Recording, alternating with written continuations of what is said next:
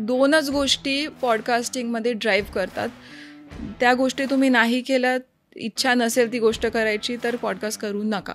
वडिलांच्या कंपनीमध्ये जॉईन होतो आणि तिथे पण ते म्हणले नाही, जर तुला डिसिप्लिन आयुष्यात आणायचं असेल तर तू दुसऱ्यांच्या हाताखाली काम केलं पाहिजे. आयुष्यात मी एक गोष्ट सांगेल की जर तुम्हाला फास्ट ग्रो करायचं असेल, फास्ट मूव्ह करायचं असेल मार्केटमध्ये, the best way to do that is internship or networking. The one message I would like to give की हा पॉडकास्ट का बघितला पाहिजे.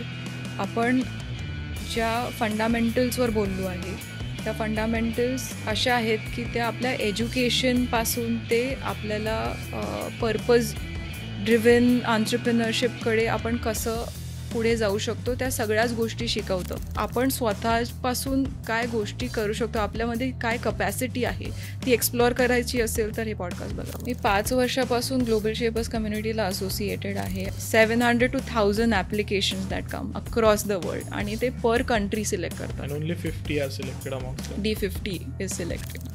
प्रत्येक फील्डमध्ये वेगळे व्यक्ती आहेत आणि मला असं वाटते की motivation can come from anyone and any experience you are surrounded with. आता PR आणि मीडिया इंडस्ट्रीमध्ये सध्या आपण पाहतो की पॉडकास्ट खूप इम्पॉर्टंट रोल प्ले करत आहेत. तुला असं वाटतं का की पुढे जाऊन future of Indian media is depending on podcast? फार इंटरेस्टिंग विषय आहे कारण ग्लोबली ह्याची चर्चा होती.